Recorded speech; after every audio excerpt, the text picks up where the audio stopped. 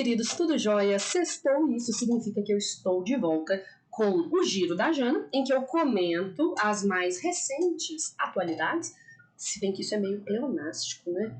Mas tudo bem. E também indico filmes, livros, documentários, vídeos e leituras que podem te ajudar a se aprofundar naquele assunto.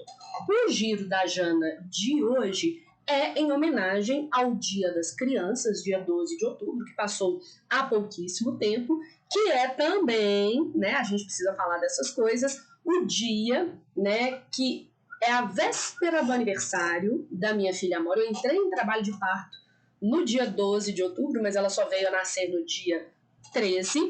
E eu acho que se tem uma discussão que está bastante em voga no atual período político que vivemos, é a questão da proteção à infância. Então eu queria mostrar para vocês uma primeira notícia que poderia eventualmente motivar uma discussão sobre o desafio de se prevenir o abuso sexual infantil, né? A gente pode, por exemplo, falar dessa publicação aqui do Brasil de Fato.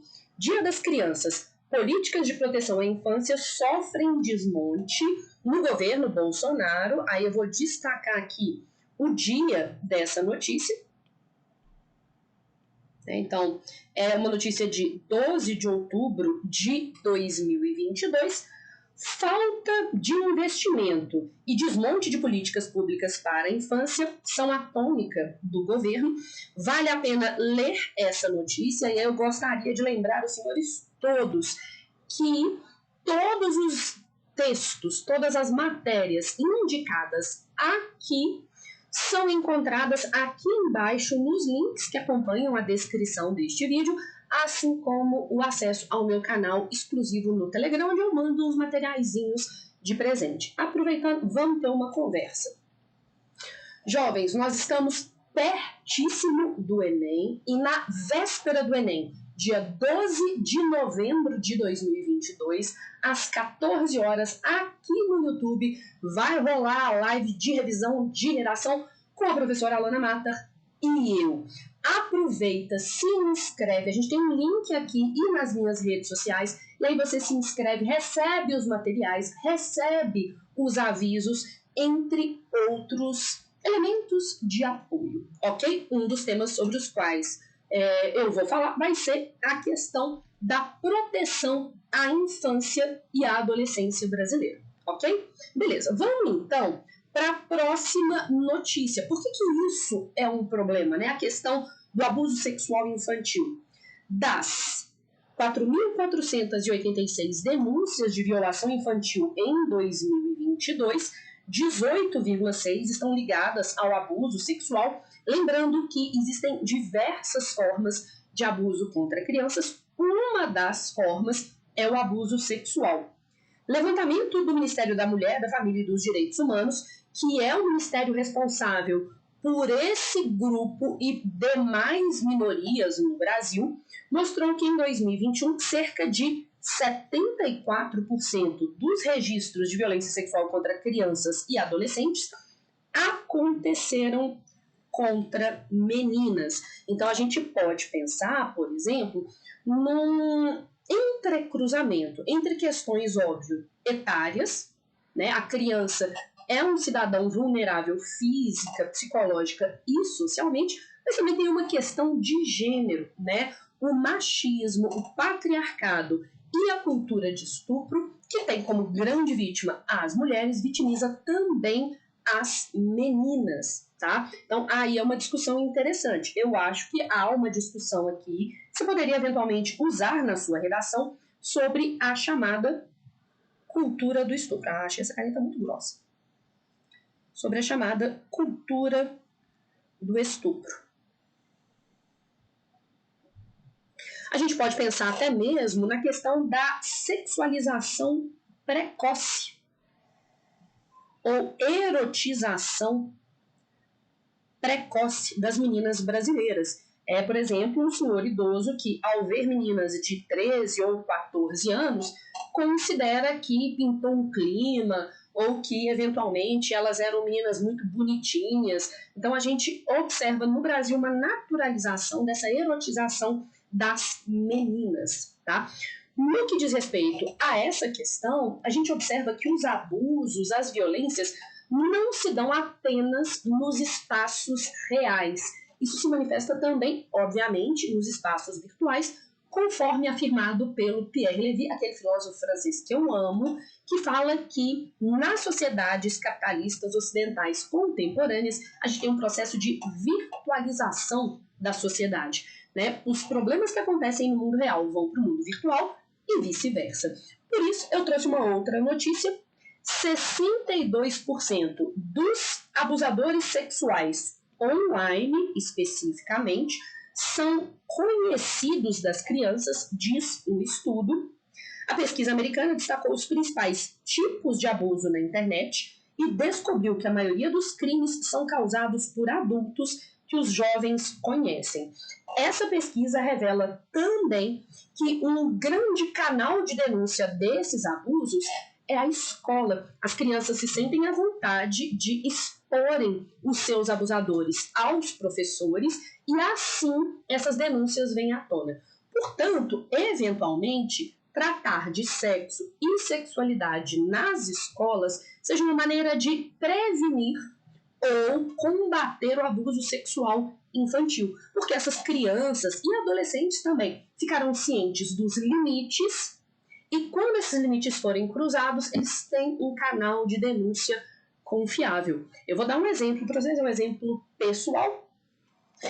A Amora, minha filha, que agora é uma menina de menos de 2 anos, ela tem um livrinho infantil com a linguagem adequada, com as ilustrações adequadas, em que se ensina em quais partes do corpo ela pode ou não ser tocada por adultos, a quais partes a mãe tem acesso, as formas de demonstração de carinho. Ela é ensinada, por exemplo, a não esconder nada da mãe. Isso é educação sexual. Educação sexual infantil não significa, como alguns setores da nossa sociedade julgam, ensinar a criança a manter relações sexuais. Educação sexual significa ensinar sobre o próprio corpo, ensinar sobre limites e quem deve ser alvo da confiança ou não dessa criança, ok? Bom, uma outra notícia que corrobora essa primeira é que abuso sexual infantil online, a maioria dos abusadores não são estranhos, e sim pessoas que as crianças conhecem, tá? E o que eu acho mais interessante é que a faixa etária de vulnerabilidade é maior entre 13 e 17 anos, no que diz respeito aos abusos online, e as meninas sofrem mais do que os meninos. Eu gosto dessa matéria porque ela começa fazendo uma discussão muito importante. Eu vou até dar uma aumentada aqui. Olha só, primeiro parágrafo dessa matéria. Quando se pensa em abuso sexual infantil online, já vem à cabeça uma imagem de alguém desconhecido, escondido em algum porão, buscando presas aleatórias. Esse mito é um dos grandes problemas, porque assim as famílias não ficam atentas aos contatos online que as crianças brasileiras têm com os indivíduos mais próximos e que são predominantemente os abusadores, ok? Beleza, a gente já, de certa maneira, criou alguns problemas e aí agora eu quero resolver o problema, né? Olha que interessante, matéria do G1. Violência e abuso sexual infantil, como identificar sinais em crianças e adolescentes.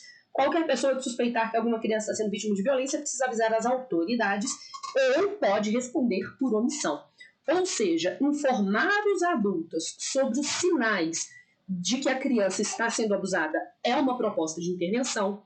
Ensinar para as crianças os limites é uma proposta de intervenção.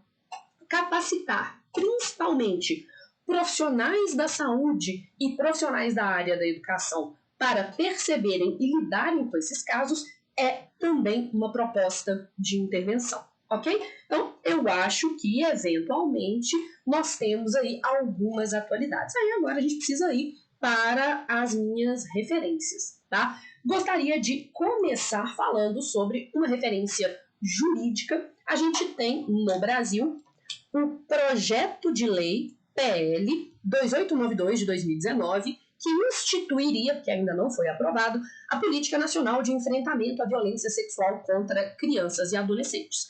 Além disso, o ECA, Estatuto da Criança e do Adolescente, tem um artigo expresso para falar sobre a responsabilidade do Estado, da família e da sociedade de zelar pela integridade física, psicológica, moral, entre outros, das crianças. É muito interessante a gente pensar que essa erotização precoce, sexualização precoce das meninas brasileiras é tão comum que já faz parte não apenas da cultura, mas também da literatura brasileira, conforme o Curtiço, do Aloysio Azevedo, e isso é presente, eu não vou dar muito spoiler, porque vocês podem querer ler o livro, isso aparece ali na história da Pombinha. E aí você vira para mim e fala assim, pô, Jana, mas esse quadro, ele chama Janaflix, além de Giro da Jana, você ainda não indicou nenhum vídeo, não seja por isso. Então, em termos de repertório midiático, a gente tem um vídeo muito bom, que é um vídeo que se chama Prevenção ao Abuso Sexual Infantil, que você encontra no YouTube, e lá você vai ver, por exemplo, ideias de argumentos, de propostas de intervenção e de indicações de repertório sociocultural. Jana, mas como que eu acho esse vídeo? Então, esse vídeo está no canal de uma professora que eu admiro muito, eu acho que ela faz um trabalho até sério e tudo mais, que é Jana Rabelo. Se você pesquisar aqui em cima de mim, abuso sexual infantil, Jana Rabelo, você vai estar dentro do canal Jana Rabelo, você vai encontrar esse vídeo em que eu comento o tema de desafios à prevenção do abuso sexual infantil. Ok? Então, Jana Rabelo fala do que você precisa. E abordando esse assunto, caso vocês queiram, eu tenho até mesmo um texto de um ex-aluno meu que, nessa proposta de redação de prevenção ao abuso sexual infantil no Brasil, tirou a nota de 980. Por que esse menino tirou 980? Porque eu achei mais de 2 desvios gramaticais na competência 1 e dei total em todos os outros elementos. Mas eu acho que, eventualmente, um segundo corretor mais desatento daria 200 na competência 1. Então, ele ficaria com 180, o total de 980. Vou te pedir um favorzinho. Onde você sugere que eu disponibilize esta redação, na minha opinião, exemplar do Diego? Devo deixar isso aqui no YouTube? Devo mandar isso lá no Instagram, né? Já que a gente está falando sobre isso, lá no @InstaJanaRabelo, devo postar isso no TikTok, devo mandar no canal do Telegram? Deixa aqui embaixo nos comentários, tá? Última coisinha, sábado, 12 de novembro, 14 horas, no YouTube Jana Rabelo, live final de revisão para redação do Enem, ok? Aproveita, já se inscreve no canal, ativa as notificações, porque aí você fica sendo lembrado constantemente das diversas novidades deste canal. Beijo!